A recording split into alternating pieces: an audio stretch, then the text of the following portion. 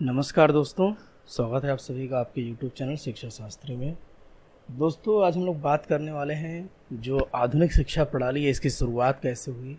East India company के शुरुआती वर्षों में उनके क्या उद्देश्य थे, बाद में शिक्षा के संबंध में उन्होंने क्या क्या प्रयास किए, कैसे भारत में अंग्रेजी शिक्षा की नींव पड़ी, भारतीयों का अंग्रेजी शिक्षा के प्रति क्या दृष्टिकोण था, अंग्रेज भारतीयों को किस प्रकार की शिक्षा देना चाहते थे, उन्होंने शिक्षा के क्या उद्देश्य तय किए थे, कैसे कैसे इंडिया कंपनी के जो प्रावधान थे वो शिक्षा के संबंध में आए, ब्रिटिश पार्लियामेंट ने ईस्ट इंडिया कंपनी को क्या आदेश किया, इसके बारे में हम लोग बात करते हैं। तो चलिए दोस्तों, आज हम लोग शुरुआत करते हैं इस लेक्चर वीडियो की। तो आपको जैसा कि दोस्तों पता होगा कि 1600 ईस्वी में ईस्ट इंडिया कंपनी की स्थापना होती थी और उस समय उनका उद्देश्य व्यापार करना था। परंतु 150 वर्षों के बाद जैसे जैसे उनका कंपनी का साम्राज्य विस्तार होने लगा और 1757 में प्लासी के युद्ध और 1765 में बंगाल, बिहार और उड़ीसा की दीवानी प्राप्त करने के बाद उनका काफ़ी बड़े भूभाग पे एकाधिकार हो गया था। अब उन्होंने राजनीतिक सत्ता को स्थायी बनाने के लिए भारतीयों की शिक्षा के प्रति भी ध्यान आकर्षित करना शुरू किया। पहले उन्होंने अपने कंपनी के बच्चों के लिए, कर्मचारियों के बच्चों के लिए ईसाई मिशनरियों के द्वारा स्थापित स्कूलों में शिक्षा ग्रहण करने के लिए प्रयास किए, परंतु उन्होंने भारतीयों की शिक्षा, उनके कानून व्यवस्था, उनके धर्म को समझने के लिए कई प्रयास किए। इसमें सबसे पहला प्रयास 1781 में प्रथम गवर्नर जनरल वारेन हेस्टिंग के द्वारा कलकत्ता मदरसा की स्थापना करके किया गया। इसके पश्चात 1791 में जोनाथन डंकन के प्रयासों से बनारस में संस्कृत कॉलेज की स्थापना होती है। 1800 में तत्कालीन गवर्नर जनरल लॉर्ड वेल्जली के द्वारा कलकत्ता में फोर्ट विलियम कॉलेज की स्थापना होती है। कलकत्ता मदरसे की स्थापना का उद्देश्य इस्लाम धर्म और मुसलमानों के कानूनी शिक्षा देकर अंग्रेजी न्यायाधीशों के लिए मुस्लिम सलाहकार तैयार करना था। इसी प्रकार बनारस संस्कृत कॉलेज की स्थापना का उद्देश्य मनुस्मृति पर आधारित हिंदू कानूनों की स्थापना, उनकी शिक्षा देकर अंग्रेज न्यायाधीशों की विशेषज्ञ हिंदू सलाहकार तैयार करना था। फोर्ट विलियम कॉलेज की स्थापना अंग्रेजों की भारतीय भाषाओं, इतिहास तथा हिंदू व मुस्लिम कानूनों की शिक्षा प्रदान करने के लिए की गई थी। इसी प्रकार सन 1821 में पूना के रेजिडेंट एलिफेस्टन ने पेशवा के दक्षिण कोष की सहायता से पूना संस्कृत कॉलेज की स्थापना की। एल्फिंस्टन का इस कॉलेज का खोलने का मुख्य उद्देश्य था दक्षिण के ब्राह्मणों को संतुष्ट करना। परंतु आप देख रहे हैं कि शुरुआती दौर में अंग्रेज़ों ने भारतीयों की शिक्षा पद्धति के हिसाब से अपना शिक्षा पद्धति शुरू करने की कोशिश की, परंतु आगे हम देखते हैं कि 1793 में जब आज्ञा पत्र के नवीनीकरण के लिए ब्रिटिश पार्लियामेंट में प्रस्तुत किया गया, तब वहाँ के जो सांसद थे रॉबर्ट विल्बरफोर्स ने चार्ल्स ग्रांट और ईसाई मिशनरियों का समर्थन किया। उसमें यह प्रावधान किया कि यूरोपीय ईसाई मिशनरी भारत में आवागमन के लिए प्रतिबंधित ना रहें। ईसाई मिशनरी भारत में जाकर वहाँ ईसाई शिक्षा का प्रचार प्रसार करें, इसके लिए उन्हें पार्लियामेंट से विशेष छूट मिलनी चाहिए। रॉबर्ट विल्बरफोर्स के इस विचार का विरोध रेंडल जैक्सन ने किया। रेंडल जैक्सन का प्रस्ताव था कि इस प्रकार के प्रस्तावों को नामंजूर किया जाना चाहिए, किंतु रेंडल जैक्सन के विरोध में चार्ल्स ग्रांट और ईसाई मिशनरी निरंतर विरोध करते रहे और शिक्षा ईसाई धर्म पर आधारित भारत में हो, इसके लिए छूट की मांग करते रहे। 1793 से लगातार 20 वर्षों तक यह संघर्ष चलता रहा। जब 1813 में कंपनी द्वारा पुनः ब्रिटिश पार्लियामेंट में नवीनीकरण के लिए आज्ञा पत्र पेश किया गया, तो इस पर अधिक संख्या में ब्रिटिश पार्लियामेंट के सदस्यों ने स्वीकृति देते हुए रॉबर्ट विल्बरफोर्स के विचारों को स्वीकृति दे दी। अब हम लोग 1813 के आज्ञा पत्र की बात करते हैं।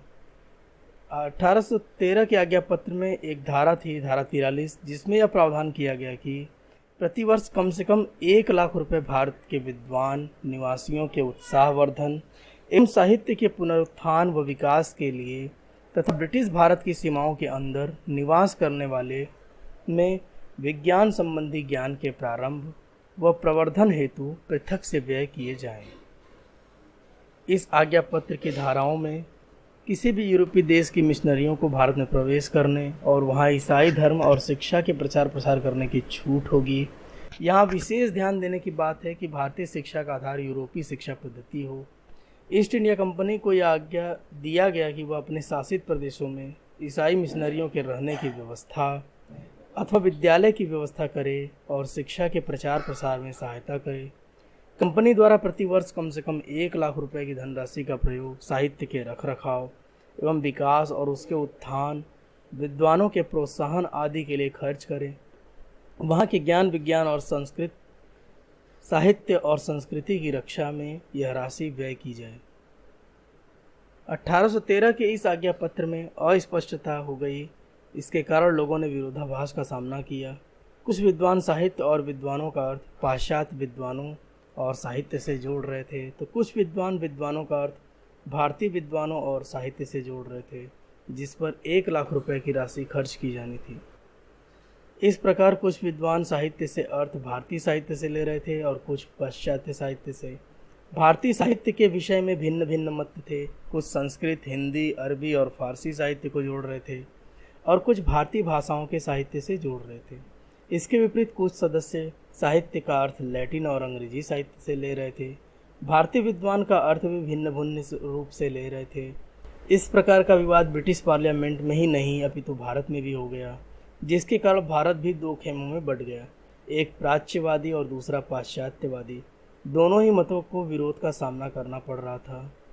दोनों मत के गुट अपने अपने तरह से 1813 के आज्ञा पत्र की व्याख्या कर रहे थे। इस प्रकार हम देखते हैं कि प्राच्य पाश्चात्य शिक्षा विवाद का जन्म होता है और जिसका कारण बनता है 1813 का आज्ञा पत्र और इसकी धारा 43, जिसमें भारतीय साहित्य, भारतीय विद्वान और भारतीय भाषा को लेकर के स्पष्टता नहीं जाहिर की गई थी। इस आज्ञा पत्र में ब्रिटिश कंपनियों को यह आदेश मिला था कि भारत में ईसाई मिशनरियों को प्रवेश शिक्षा के प्रसार के लिए होगा। ईसाई मिशनरी कंपनी की देखरेख में भारत में शिक्षा का प्रचार प्रसार करेंगे। कंपनी इस मिशनरियों की देखभाल करेगी, विद्यालय की व्यवस्था करेगी, रहने और खाने पीने की व्यवस्था भी कंपनी देखेगी। शिक्षा के प्रचार प्रसार, साहित्य का संरक्षण, ज्ञान विज्ञान का उत्थान और विद्वानों को प्रोत्साहन के लिए धारा 43 के अंतर्गत 1 लाख खर्च करेगी। इसी आज्ञा पत्र के कारण प्राच्य पाश्चात्य विवाद का आरंभ हुआ। इस आज्ञा पत्र में यह स्पष्टता कहीं भी नहीं लिखा गया था कि भारत में विद्वान, साहित्य, ज्ञान विज्ञान का उदाहरण पाश्चात्य होगा या भारतीय। इस विरोध में प्राच्य और पाश्चात्य 2 गुट बन गए। प्राच्यवादी वर्ग के लोगों का मानना था कि 1813 के आज्ञा पत्र में चर्चित लिखित परिभाषा विद्वान, शिक्षा और ज्ञान विज्ञान का अर्थ भारतीय विद्वान, शिक्षा और ज्ञान विज्ञान से है। वे चाहते थे कि भारत में कंपनियां भारतीय लोगों की शिक्षित करने के लिए हिंदी, संस्कृत, अरबी भाषा को माध्यम बनाएं, अर्थात उनकी मातृभाषा में ही शिक्षा दी जाए। भारत में शिक्षा का आधार भारतीय साहित्य का ज्ञान विज्ञान पर आधारित हो। भारत में भारतीय साहित्यों की ही शिक्षा और ज्ञान विज्ञान की शिक्षा दी जाए। कुछ प्राच्यवादी लोगों का मानना था कि पाश्चात्य ज्ञान विज्ञान की सामान्य जानकारी भी भारतीयों को दी जानी चाहिए। प्राच्यवादी लोग भी 2 प्रकार के दृष्टिकोण धारण किए हुए थे। एक वर्ग यह चाहता था कि भारतीयों की शिक्षा भारतीय भाषा साहित्य पर आधारित होनी चाहिए, किंतु उन्हें पाश्चात्य ज्ञान विज्ञान की भी जानकारी होनी चाहिए। भारत की अपनी संस्कृति है, उसकी संस्कृति की रक्षा के लिए उसकी भाषा और साहित्य की शिक्षा देना भारतीयों के हित में होगा। दूसरी ओर ब्रिटेन के हित का सोचने वाले जो प्राच्यवादी लोग इसके विपरीत ही तर्क दे रहे थे। इस दृष्टि से के लोग भारतीयों को गंवार और अनपढ़ समझा करते थे। उनका मानना था कि भारतीय लोग पाश्चात्य भाषा और साहित्य, ज्ञान विज्ञान की शिक्षा प्राप्त करने के योग्य ही नहीं है। उनका यह भी मानना था कि भारत में पाश्चात्य ज्ञान विज्ञान और साहित्य के शिक्षा देने पर भारतीय लोग अंग्रेज़ों का विरोध कर सकते हैं। इस मत के लोग यह भी स्पष्ट मानते थे कि पाश्चात्य शिक्षा प्राप्त करके भारतीय लोग भी पाश्चात्य देशों के समकक्ष हो जाएंगे, फिर इन्हें आसानी से मूर्ख नहीं बनाया जा सकता, जिसके कारण यहाँ व्यापार करने में कठिनाई आ सकती है। इस प्रकार की दृष्टि रखने वाले लोग यह भी तर्क देते हैं कि पाश्चात्य देशों की भाषा, साहित्य और ज्ञान विज्ञान की शिक्षा प्राप्त करके भारतीय लोग जागरूक हो जाएंगे, जो कि ब्रिटेन की कंपनियों और शासन व्यवस्था को चुनौती देंगे। इस प्रकार भारत में अपना व्यापार करना और शासन चलाना आसान नहीं रहेगा। इसलिए भारत में पाश्चात्य देशों की शिक्षा, साहित्य और ज्ञान विज्ञान का प्रचार प्रसार नहीं किया जाना चाहिए।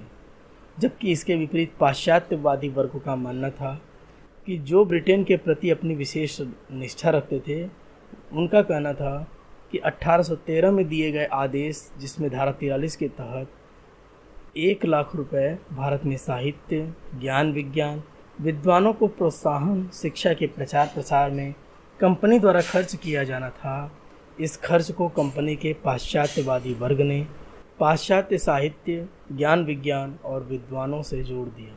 ये लोग चाहते थे कि शिक्षा का प्रचार प्रसार भारत में हो, किंतु माध्यम अंग्रेजी होना चाहिए, जिससे सस्ता मजदूर भारत में मिल सके। भारतीयों को भारतीय शिक्षा पद्धति से नहीं अपितु पाश्चात्य शिक्षा पद्धति से शिक्षा प्रदान की जानी चाहिए, अर्थात पाश्चात्य भाषा, साहित्य और ज्ञान विज्ञान की शिक्षा दी जानी चाहिए। इस वर्ग के लोगों का यह भी मत था कि भारतीय विद्यालयों में ईसाई धर्म की शिक्षा अनिवार्य रूप से लागू की जानी चाहिए। इस प्रकार की शिक्षा से भारत में शैक्षिक स्तर में प्रगति होने के तो आसार था ही, लोगों ने समर्थन भी किया, किंतु पाश्चात्यवादी वर्ग के लोगों में यह मानसिकता कतई नहीं थी कि वह भारतीय लोगों को सभ्य, शिक्षित, स्वावलंबी और जागरूक बना सकें, क्योंकि वह ब्रिटेन के हितों की दृष्टि से सोचते थे। अतः उनकी दृष्टि ब्रिटेन की ही थी, जो चाहते थे भारत में पश्चिमी धर्म संस्कृति का प्रचार प्रसार किया जाए, विकास किया जाए, यहाँ के लोग पश्चिमी धर्म को अपनाएं। कंपनी व्यापार को और मजबूत तथा शासन कार्य करने के लिए यहाँ के नीचे के तबकों पर काम करने वाले भारतीयों को अंग्रेजी सिखाना चाहते थे। उनके लिए कर्म, निष्ठा और स्वामी भक्त हो सके, जिसके माध्यम से उनका व्यापार आसानी से चल सके। इस प्रकार की दृष्टि रखने वाले लोगों का मानना था कि भारत में ऐसे लोग तैयार किए जाएं जो विचारों से अंग्रेज हो, किंतु हो भारतीय, जो उनकी सेवा कर सके। ब्रिटेन के हित की दृष्टि रखने वाले लोगों का एकमात्र लक्ष्य था कि भारत में ब्रिटिश शासन की और कंपनी की जड़ें मजबूत हो और उन्हें अधिक से अधिक लाभ मिल सके। इस प्रकार हम देखते हैं कि ब्रिटिश पार्लियामेंट में 1813 के आज्ञा पत्र में कंपनी को यह आदेश तो दे दिया कि वह प्रतिवर्ष शिक्षा पर 1 लाख रुपए खर्च करे, परंतु प्रच्छ और पाश्चात्य विवाद होने के कारण यह राशि खर्च न हो सकी और लगभग 20 वर्षों तक यह विवाद चलता रहा। परंतु इसकी अच्छी बात यह है कि भारतीयों के शिक्षा के प्रति अंग्रेज़ों की चिंता व्यक्त की। राजाज्ञा अधिनियम 1813 को भारत में ब्रिटिश शिक्षा का शिलालेख, foundation stone of British education in India भी कहा जाता है। परंतु इन 20 वर्षों में जब तक कि 1833 के आज्ञा पत्र में इस राशि को बढ़ा करके 10 लाख रुपए नहीं कर दिया गया, तक यह विवाद चलता ही रहा और इस विवाद को सॉल्व करने के लिए लॉर्ड मैकाले भारत आता है, गवर्नर जनरल की कानूनी सभा का सदस्य बनकर, कानूनी सलाहकार के रूप में वह भारत आता है। लॉर्ड मैकाले के विवरण पत्र और उसके द्वारा दिए गए डाउनवर्ड फिल्टरेशन थ्योरी के बारे में हम लोग अगले वीडियो में बात करेंगे। आपने इस वीडियो के लिए समय दिया, आपका बहुत बहुत आभार।